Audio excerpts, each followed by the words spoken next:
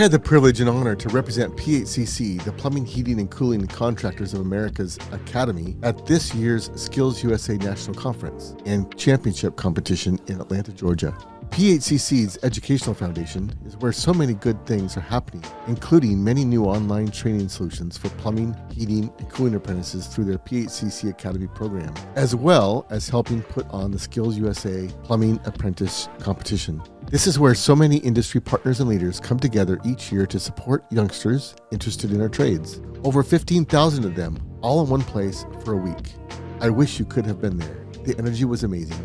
But I got the chance to talk to some of the industry leaders, instructors, and even some youngsters that competed in the competitions. Get to know more about the passion and energy that makes Skills USA such a successful program by learning more about my next guest. John, welcome to Skills USA. Hey, how's it going? How are you Good. today? I've been seeing you on Instagram and social media and finally in real life. Yeah, I've been growing a little bit on social media. I've been a LinkedIn guy most of my social media campaign. It's been mostly on there. But, I've been on Instagram and not on LinkedIn. I know it's a different scene. It's a bit of a younger crowd, a little bit more of a fashion show. Yeah, for sure. But I'm having fun over there. It's about sharing what we do in the trades here and trying to get as many eyes on this as we possibly can. So that's the goal. So going where the audience is, and like I said, I spent most of my career on LinkedIn, and that's kind of where most people know me from. But Instagram, Facebook, the whole meta thing, I'm trying to grow into it. It's hard. Yeah, it's hard. totally. It's definitely a competition, but it's fun, and a lot of folks out there doing some cool stuff. Very cool. So I started on Instagram because that's where the young people were. Right. Now there's TikTok. Okay. And it's crazy out there. It definitely is. Yeah, TikTok. I have a TikTok. I'm on there a little bit, but it's another bit of a show. It's a show. It's a highlight reel, but it's sure. good. So you gotta get on there and express everything that we do, all sides of the industry and everything else. And I share a lot of my personal stuff too. So you guys can see what I'm doing out there with my family, and it's fun. Just again, getting your personality out there, trying to show people that we're real people out here doing the thing, and it's attainable. Come talk to us. Come talk to us anytime. If you want to learn about anything. Yeah. So are you a licensed plumber? I'm not a licensed plumber. Okay, so what's your background? My background is I'm a fourth generation plumber. So born and raised in the industry. Great grandfather used to own a company out of Coney Island, New York. Okay. And born and raised on Long Island. I started right out of high school. I had out of high school with an apprenticeship at Local 200, and I did my 5 years over there, and then I ended up running a large company in New York City for a lot of years. And awesome. Yeah, it was a lot of fun. So I was a contractor for most of my career. Moved out of the field into the estimating side and project management. Kind of found a whole new avenue of where I could kind of grow my expertise and learn some new things at the same time, because I'm always interested in learning new things. That's kind of like I'm always pushing different challenges, trying to figure out how I can push the limits a little bit and use technology and things like that into our industry, which has been kind of staying the same for a long, long time. Back with my great grandfather, we're still using the same tools. It's nice. And we're starting to pick up some steam. Finally starting to see some real change in the industry and stuff like that. So. It's been good. It's been good. So I've moved around a little bit in my career, but mostly a contractor by trade. And now I work for IAPMO as the Director of Technical Services and Research. And I get to do a whole bunch of fun stuff. It's like a playground for me, honestly. I'm an industry guy, so I can kind of dabble in all the aspects, but the education and the safety side is really something that hit home for me. Awesome. So now what is IAPMO for people that don't know? IAPMO is the International Association of Plumbing and Mechanical Officials. And we are the secretariats for the Uniform Plumbing Code and the Uniform Mechanical Code.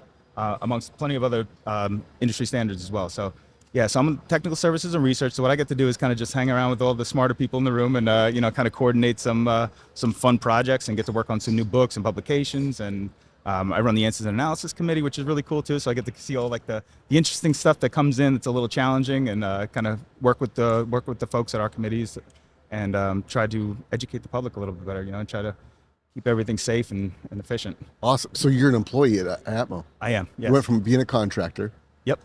Well, I was an employee at the contracting firm as well. So I was always the number two guy. I've always been the number two. I was the chief estimator and project executive at the last shop I worked for. And then during the COVID emergency, I went to go work at New York Presbyterian Hospital. Okay. So I had 9 hospitals that I was running at the time for 18 months during that emergency in New York City. And then I just decided to sell my house and move down the south. And I live in Charlotte, North Carolina now with my family. Awesome. And took this job with IAPMO, and I love it. Like I said, it's a bit of a playground. We have so many cool things here. We're here. The IWISH booth is right next to us here, and these guys are here sponsoring a bunch of the stuff here with the Skills USA, and they do such amazing work, and just to be affiliated with those folks and like just to be able to play in that sandbox with them and get to do some community projects here and there, and yeah, it's been really interesting, and I hope to continue to do more of it. Did you ever think that plumbing would bring you here? No, not Like, at that's all. what's that's what's crazy. People think of a plumber being, butt crack, toilet work, poop, and it's like, what are you talking about? There's no poop around here at all. Yeah, I'm always trying to reduce that stigma everywhere I go. I hang out in my local neighborhood and talk to a lot of the young kids at the skate parks and the gyms and things like that. And I say, like, guys, you don't even understand. Like this industry, you get to be yourself after work. You don't have to identify with this career. It's a skill, just like the skill you have on your board, just like the skill when you pick up a paintbrush or a pen to do something interesting or artistic. It's a craft, and I'd encourage people to do that and say, this whole side of the industry, you can kind of find that little niche for yourself, and there's so many paths you can go. So, yeah, I've been working on this book for a couple of years called Throw a Wrench in Your Plans, and that's the name of my media company as well. And that's kind of the concept of my whole life has been like throw a wrench in your plans. You think you're going one direction, all of a sudden, like, somebody comes in, you meet somebody, and they open up a door for you, and if you're willing to walk through the door, it's like anything can happen. It's pretty cool. I love that so much. That's how I'm here. This is not any of my. I knew I had a big vision, but I didn't know how I was going to get there. Yeah. And so when opportunity came, I just said yes and walked through the door. You just have to do that. You have to be open to things, right? Yeah. I mean, you have to be.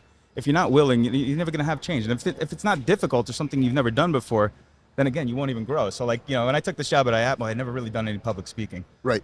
So this is all very new to me. I'm learning how to speak a little slower. I'm from New York. I talk really fast. So hopefully, everybody can get a little bit. Well, you can. The cool thing on YouTube is you can slow it down. Yes. Yeah. You might have to take me down to like 0.75 or something like that, just to kind of, just to breathe it all in. But I'm getting a little bit better at it. And again, it's fear setting. It's like you find something that's like you're a little like uncomfortable with. Yeah. But there's some familiarity in the trades here that I can kind of feel like I can. I was able to do it in this segment.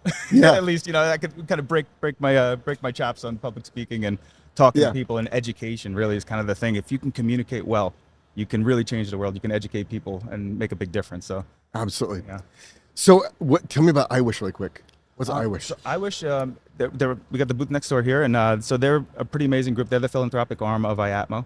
And they handle a lot of really amazing projects, like work at the Navajo Nation. They're here sponsoring the Skills USA project. So it's really about giving back to the industry, and they do so much for, the world really generally. It's pretty amazing, some of the projects they've done. If you go on their website, you can see some of the work that they've done. It's so they go around the world like Navajo Nation. They put water in, right? Yeah, they provide water to people who've just never had running water in their lives. So it's like it's a beautiful thing. It's an amazing thing to see, and there's so many great videos and so many like amazing folks that work at IAPMO that do this for the love of it. Right. And it's a real passionate group over here. The folks who work on this side of the industry, they're not doing it because they have to. They're doing it because like they love this. They love seeing that person's face light up. They like crying with the families when when they turn the water on. It's a beautiful thing to see. Yeah, so we take plumbing for granted. Like we just turn the faucet and water comes out, hot or cold. Totally. We push the button and the poop disappears. Yeah. But that's not true for a lot of the world. Most of the world, believe it or not. Really? Yeah. It's staggering once you find it, when you learn about that kind of stuff, and then getting involved in helping make that change is pretty cool. So, I hope to do more of that in my future. But again, I'm about 3 years into working with IAPMO, and I'm kind of getting my chops, and I'm playing around the playground. I'm swinging on different bars, and I'm trying out different things. And the last 18 months, I've been revamping the Radiant Professionals Alliance, the RPA. You might have heard of them. We focus mostly on hydronics, geothermal, thermal energy networks, and things like that. Talking about using water as energy. So it's a whole another contractor group. It's a contractor association. So we got about 120 contractors working for us, and they're our member partners and a couple of manufacturer partners as well. And we're writing books, and we're going to be at AHR this year. We'll be we'll be all over the place this year. So we're going to try to make a little bit of a stink. We're building up our YouTube page, trying to get our education back on track, and webinar series and so fun stuff. So break that down really quick. You said using water for energy. Yeah. Like, can you just like ABC that really quick? Sure. It's, a lot of the geothermal, obviously, that's using water as energy. So basically, using water to transfer BTUs. Okay. Almost like looking at a water system or a heating system or a cooling system, like a computer or an electronic. Okay. And that's kind of how I explain it to people. I'm like, if you build out these systems with sinks and sources, sources of heat and sinks of heat, you can build a really fascinating system.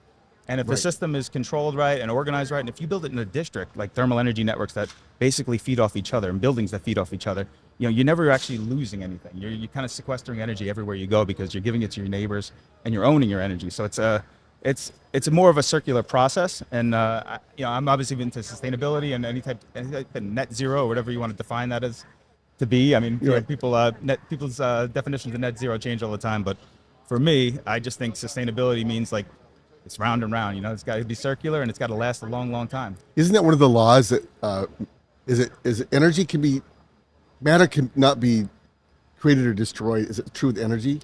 Is this just transfers of energies, or how does that work? I'm not really sure, to be honest with you. Yeah, I don't know. Because you're using heat. That's what you're doing. You're heating and you're borrowing heat. From each other. Yeah, so it's like transferring it back exactly. And forth. Yeah, it's the thermodynamics. It's thermodynamics that do that. So I talk a little bit about entropy. The child of chaos. Yes. And these new systems can basically kind of ebb and flow in that direction. Because we live in a world that changes all the time. Our climate changes, our usage changes. Right. So if we have this system that is all interconnected and working together, I feel like it could be a real solution for decarbonization, and it's a great opportunity to talk about these things a little bit more and see how we can advance when we're working in a world where we're trying to use less fossil fuels. So it sounds like an opportunity for really smart people. It's definitely an opportunity for people way smarter than me. like people think that, well, I can't make it to college for whatever reason, so I guess I'll go into the trades. That's not what we're talking about. This is advanced. This is a step up. This is advanced systems. This is utility systems. Yeah. But it doesn't have to always be that advanced. It could be something as simple as a school or a strip mall that are interconnected buildings and just basically using each other for their heat and cooling. It makes sense when you put it on paper, and it's pretty cool, and it's eye-opening when you can explain it in a way that people understand it. So we're going to engineers, we're going to people. We have the best software. I call it the best software. It's not a play on words, but it is. It's the building efficiency system tool, and it's a simulation tool basically to design a building up front. It's like pre-design. So this system is really kind of helping people figure out what those numbers and what those dynamics look like in terms of fossil fuel usage, what your electricity peaks might look like in the winter. All these things that people don't really consider in this larger conversation about electrification, that it's might affect a city in a different kind of way when you have blackouts and brownouts and all these other things that surge, ebb and flow the power sources in the city. So it's just another way to kind of handle it or to be a part of the solution, Right. So we call it low carb. It's not decarb, it's low carb. Exactly. But it's very cool. So you're on ketosis, kind of. Yeah, exactly. Yeah, we're trying to change it a little bit, trying to change our shape. Cool. So we're at Skills USA. How did you first discover Skills USA? I'm fascinated by it because I just learned about it last year, and I've been in the industry for 23 years. Yeah, funny enough, my mom competed in Skills USA. What? When she was in high school for hairdressing. Okay. My little brother was competing in dentistry, and I had not known these stories until last year when I did my first competition here at Skills USA. They didn't tell me these stories. They were like, Skills, we know Skills. I'm from New York. We have a BOCES program up there. It's I'm not sure what it stands for. I think it's I don't know. It's some sort of cooperative for education, ultimately for the vocational schools, and they're affiliated with the Skills USA program too. So it exists back where I'm from. I'm one of those guys who went right out of high school and right to work, and started buying houses and building families and built family. I have one family. I want to say it like that. I'm happily married with two beautiful kids, and it's been pretty interesting. I went right to work afterwards, and this trade's been really, really good to me. But to see these kids start in high school is amazing. I mean, it's really cool, and I love watching these kids work. So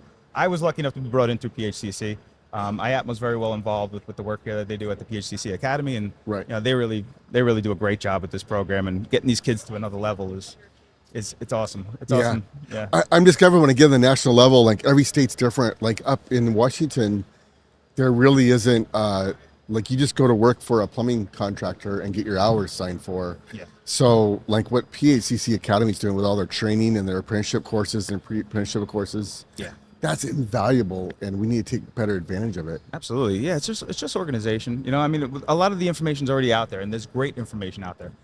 It's just getting everybody out of their little silos, out of their little groups, breaking down those walls and just saying, okay, we don't want to contradict each other. We want to bring up the next generation of plumbers or pipe fitters that are all going to be working on the same kind of level and the same level of education and continuing education, no less. I mean, that's the other thing. We really want to embed that into everybody's mindset of the learning never stops. And as this industry continues to evolve in this exponential way now, we finally started rolling up that snowball. I mean, it didn't move for years. Right. And now all of a sudden we have all this gear and all these new technologies and all these new things, and there's a lot to learn. Right. There's a real lot to learn.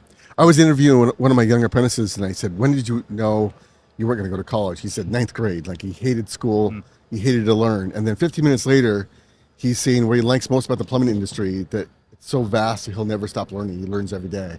Yeah, absolutely. I mean, once you start with one thing, you're not gonna stay there forever. I mean, I went right into the commercial sector with Local 200, and then I found my home in medical gases. I just found that to be like my niche for a while, and that happens to a lot of people. My father, he started off as a commercial plumber, and he ended up doing pump and tank, doing gas station work, and he spent most of his career doing that kind of work. So it's there are avenues throughout this. Once you get in.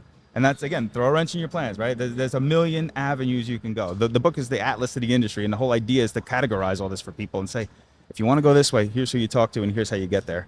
Right. And I've been trying to get these stories kind of collaborative together so I can tell them out loud to these apprentices and the young kids. I want to share these stories. I mean, you don't just get there out of nowhere. It is that door opens up. Somebody says they need you for something. You just have that niche expertise because it's rare. It's rare. Yeah. I find myself in these rooms. I'm like, you sure you want a plumber in this room? And they're like, yeah, we need you. Like, you've built this before. You know about this stuff. I'm like, but you guys are scientists. Yeah, exactly. But listen, I mean, they've accepted, we have to all work together. And that's what I think is starting to happen in the building industry anyways. Just holistically. We're all starting to work together a little bit more. And we all need each other. We're also defined in our expertise, right? Yeah, absolutely. Yeah, but it's all things. It's not just the builders. It's the policymakers. It's everybody has to start working together, talking together, and just being a part of this thing as a whole, building the new world. Right. So it's fascinating. Awesome. Yeah. Well, John, great to get to know you, and thanks for being on. Thank you. You got it. All right. Take care.